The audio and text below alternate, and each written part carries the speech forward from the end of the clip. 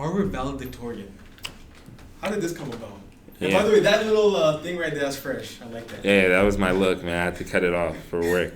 Seriously? Oh, they told you that? No, they didn't tell me that, but I just didn't want to be the one guy in there with The one black guy in China. with the part, you know. But maybe one day when I do my own thing, I'll bring it back. Yeah.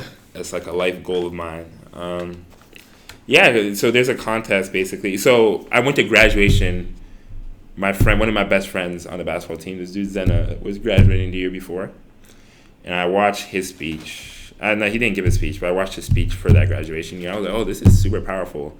This guy gave a speech about the idea of like back in my day, about how his dad was telling him stories and how he was talking about how like his dad would talk about how hard it was back in his day, and then like the idea of like progress, and then hopefully one day he like aspires to the idea of like telling his son about how bad it was back in his day, because that would mean that his son lives in a better world.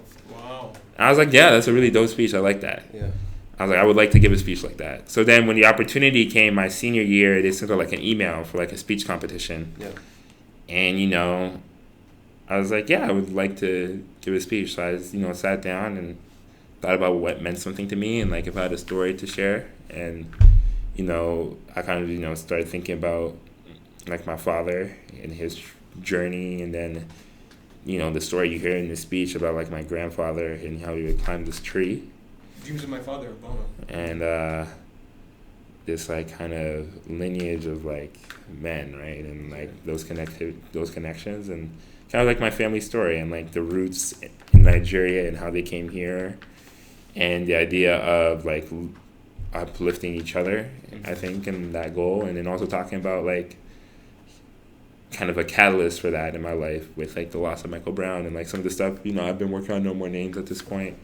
Just stuff that I cared about throughout college, and I wanted to like use that as an opportunity to, you know, use the platform I was given and provided to bring light to something I don't think be talked about much at a Harvard graduation. Yeah.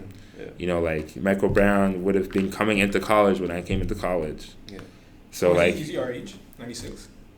I don't know. I think he's in 96. He was 18 when I was turning 18. So yeah, I think he's 96. Yeah. Wow. Yeah, so yeah, he was born in 96. He's our age. So like, I spoke about like the similarities of like, yeah, he's my age, big black guy. Yeah. Like, I saw a lot of similarity. I saw myself in him. And like at the time when I was entering college, he was losing his life. Mm-hmm. And I thought it was like powerful that at the time I'm leaving college, we're still remembering him. 4 years later. So, and he's kind of graduating Harvard with us. It's kind of like kind of a way I thought about it. But yeah, so that's kind of what I tried to do. I tried to tell a story, and then, you know, you go through rounds of presenting your speech, and, you know, they liked my speech a lot, and I ended up being able to, you know, give the address, which was... Was there things they wanted you to take out? Because I know I've done a speech before in front of like in a high pressure situation.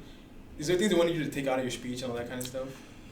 Not too much. They just like, there's some like wording suggestions. There's more just wording suggestions. Like pretty much everything was. That means you played it too safe.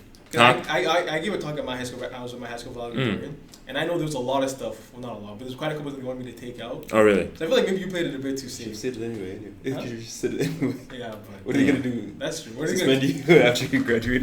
Yeah. No, that's yeah. Maybe I did. Maybe I did. But yeah. So I'm grateful for the speech, and like obviously like things like, you know, a lot of publicity came after. I just try to, you know, again leverage that platform to, you know, be able to give voice to other people who I think deserve the platform much more than I did. So like, you know, I ended up writing an article for the Players Tribune. Yeah. And I tried to use that as a platform, you know, to talk about the issues of police brutality and the work of other people. Because, yeah, at the end of the day, like, I'm just, like, a kid who grew up in the suburbs of Toronto. Like, I'm nothing special. Like, but people, you know, have been giving me opportunities to share my story. You're giving me an opportunity to share my story. And I just, like, I think I have an obligation to not speak for me, but to speak for the people who aren't getting the opportunity to share their stories. Because I think their stories are far more important. Let's go. Check. She ain't gotta tell me what to do with it. I already know. Been knew I had the juice with it. Y'all ain't ready though. Outside, got the vision going out.